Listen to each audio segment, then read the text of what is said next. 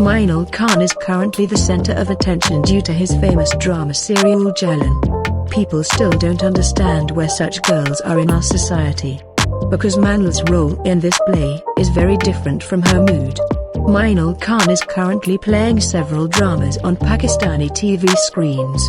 And with her brilliant performances, almost every drama is hitting right now. Because she adapts to her character as if that character has passed her own. Many people have seen Minal Khan's success and are now waiting to see which lucky man she will marry. And what will their groom be like? Because people know that she will not get married until she finds a boy of her temperament.